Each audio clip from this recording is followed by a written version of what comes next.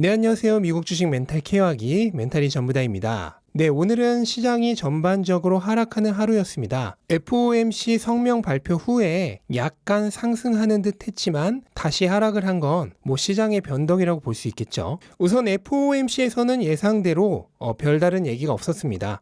금리를 인상할 예정도 없고 매달 1200억 달러 이상 매입하고 있는 채권량을 줄이는 테이퍼링을 실시할 거라는 얘기도 없었습니다. 또한 동시에 금리 인상이나 테이퍼링 실시에 대한 힌트조차도 없었죠. 결과적으로 지난번 FOMC와 조금도 바뀐 게 없고요. 실질적인 진전이 보일 때까지 기다릴 것이다 라는 여지껏 한 100번쯤 했던 얘기도 반복을 했습니다. 시장이 이런 얘기가 나온 이후에 오르지 않은 거는 아마도 이런 말을 할 것을 다 예상했기 때문이겠죠. 그래서 오히려 뉴스에 팔아라가 나오면서 성명 발표 후에 가격이 내린 것이라고 생각을 합니다. 네, 특징주들을 보자면 빅테크 중에서는 우선 구글이 어제 어닝 서프라이즈 발표의 영향으로 오늘 3% 정도 상승을 했습니다. 다만 장 초반에 엄청난 상승세에 비하면은 차익 실현 매물이 꽤 나오면서 최고가 대비해서는 2% 조금 넘게 하락을 하면서 마무리를 했습니다. 차트상으로만 보자면 이런 모양은 이제 유성형인데 조금은 몸통이 긴 유성형이죠. 그래서 일반적으로 이렇게 고점대에서 나올 경우 고점 징후라고 하는 모양인데, 다만 구글의 경우 지금 어닝 서프라이즈를 발표하면서 신고가를 경신한 거기 때문에 오늘 하루 이런 모양이 나왔다고 해서 지금 가격이 고점대다 라는 얘기는 함부로 하기는 어려울 것으로 보입니다. 다만 언제든 가격이 급등하고 있는 주식에 올라타는 거는 조금 조심할 필요가 있죠. 마이크로소프트는 정반대였습니다. 어제 어닝이 시장의 기대치를 못 미치면서 오늘 주가가 크게 하락하면서 시작을 했는데요. 다만 저가 매수세가 몰려들면서 가격을 상당 부분 회복해서 장을 마감했습니다. 보시면 지난번 박스권을 돌파했던 부분의 저항선이 이번에는 완벽하게 지지선으로 바뀐 것을 볼 수가 있죠. 마이크로소프트는 사실 어제 실적 자체가 그렇게 나쁘지는 않았습니다. 다만 그동안 엄청나게 급등해 있던 시장의 기대치를 만족시켜주지 못했다는 건데요. 향후 주가 흐름이 어떻게 진행될지도 관전 포인트가 될 것 같습니다. 자, 그리고 오늘 애플이 실적 발표를 했죠. 현재 애프터마켓에서 3% 정도 상승을 하고 있는데 이것만 봐도 실적이 좋았다는 것을 쉽게 짐작을 할 수 있죠. 우선 주당 순이익이 1.4달러로 시장 기대치였던 1달러보다 40% 정도 높게 나왔고요. 그 외 대부분의 제품들의 매출이 시장 기대치보다 훨씬 좋았습니다. 애플의 실적이 좋아진 이유는 여러 가지가 있는데, 우선 팬데믹 이후에 재택근무 기조가 계속 유지가 되면서 맥이나 아이패드의 구매량이 굉장히 늘었다는 점이 한 가지 이유가 되겠고, 또한 맥북이 애플이 직접 설계한 M1 칩이 들어가면서 판매량이 전년 대비 70% 정도 급증을 했습니다. 또한 M1 칩은 기존 인텔 칩에 비해 애플이 직접 설계한 칩이다 보니 마진율도 훨씬 높죠. 그로 인해서 이번 애플의 실적에 굉장히 도움이 된 것으로 보이고,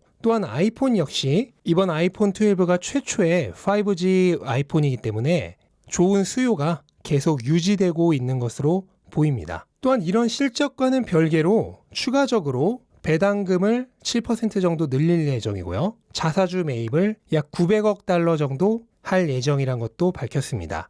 이런 친주주적인 정책도 주가에는 굉장히 긍정적인 영향을 미치는 것이죠. 다만 팬데믹에 의한 불확실성으로 인해서 이번에도 향후 가이던스는 제시하지 않았습니다. 네, 그리고 또 하나 실적을 발표한 기업이 있죠. 바로 페이스북인데요. 페이스북 역시 어닝 서프라이즈를 기록하면서 지금 애프터마켓에서 5% 이상 상승을 하고 있습니다. 어제 구글이 어닝 서프라이즈를 발표하면서 마찬가지로 광고에 크게 의존하고 있는 기업인 페이스북도 이번에 어닝 서프라이즈를 기록할 것이라는 게 어느 정도 예상은 되고 있었죠. 하지만 그럼에도 불구하고 시장 기대치를 훨씬 뛰어넘는 실적을 발표하면서 애프터마켓에서 크게 오르고 있는데요. EPS가 시장 기대치를 거의 50% 정도 상회하는 실적을 냈습니다. 페이스북의 실적이 좋은 이유는 구글과 똑같습니다. 페이스북도 마찬가지로 입찰 형식으로 광고를 진행을 하죠. 그런데 경기가 살아나고 기업들의 실적이 좋아지면서 그 광고의 입찰 단가가 오르죠.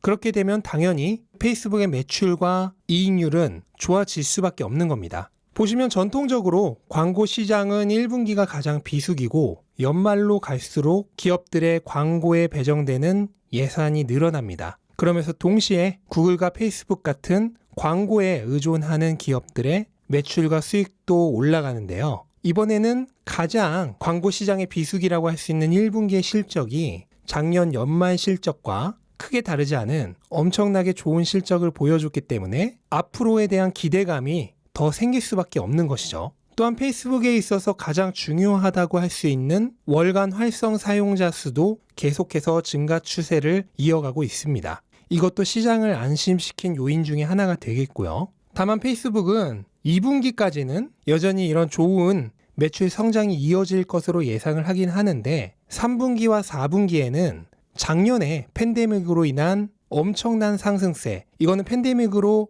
사람들이 다 집에 머물면서 작년 3, 4분기가 특히나 크게 성장을 했는데 이 엄청난 성장세는 이번 연도 3, 4분기에는 조금 둔화될 수 있다라고 가이던스를 제시했습니다. 네, 하지만 그래도 시장은 여전히 광고 비수기인 1분기에 이 정도 실적을 발표한 것을 굉장히 고무적으로 보고 있는 것 같고요. 그로 인해 지금 애프터마켓에서 가격이 크게 상승을 하고 있습니다. 네, 테슬라는 오늘도 예상대로 어제의 하락세를 조금 더 이어갔습니다. 1.5% 정도 하락하면서 694달러에서 마무리를 했는데요. 700달러대는 깨졌지만 여전히 지지 영역 안에 들어와 있는 상황이고요. 아직 지지선이 완전히 뚫렸다라고 단언하기는 힘든 정도의 가격 하락폭입니다. 보시면 오늘 가격의 움직임 폭이 굉장히 좁은데요. 이거는 매도세 역시도 오늘은 그렇게까지 강력하지는 않았다는 뜻이고, 그렇다면 내일부터는 조금 반등을 기대해 보는 것도 가능하지 않을까 하는 생각이 듭니다.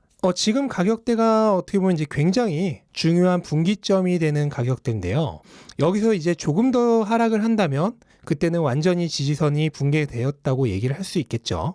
그렇게 되면 다음 지지선이 있는 600달러 중반대까지 충분히 추가적인 하락을 할 수 있는 상황이기 때문에 현재 가격대에서 주가가 반등을 해주는 게 굉장히 중요하다고 할 수 있겠습니다. 만약 여기서 가격이 반등을 한다면 여전히 지지선을 밟고 올라간 모양이 되기 때문에 그 경우에는 당분간은 주가가 700달러 초중반 정도에서 횡보하는 정도로 진행되지 않을까 예상이 됩니다. 네, 내일은 드디어 거대 기술주의 거의 마지막 주자라고 할 수 있는 아마존이 실적을 발표합니다. 아마존은 실적 발표 기대감으로 인해서 현재 박스권 최상단에 와 있고요.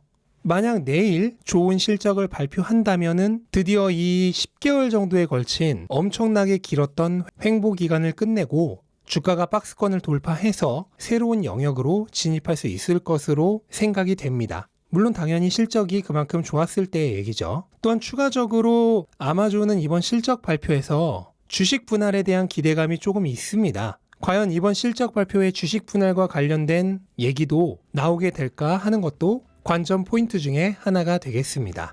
네, 일단 이렇게 시장을 한 바퀴 둘러봤고요. 빅테크 기업들의 실적 시즌이 거의 마무리가 돼가고 있습니다. 내일 아마존이 실적 발표를 하면 사실상 마무리가 되는데요. 전반적으로는 실적들이 좋은 편이기 때문에 조만간 나스닥이 전고점을 뚫을 수 있지 않을까 하는 기대감도 가질 수 있을 것으로 보입니다. 네, 이것으로 오늘 영상은 마치도록 하겠습니다. 영상 끝까지 시청해주셔서 감사드리고요. 영상 도움이 되셨다면 구독과 좋아요 부탁드리고 오늘도 좋은 하루 되시기 바랍니다. 감사합니다.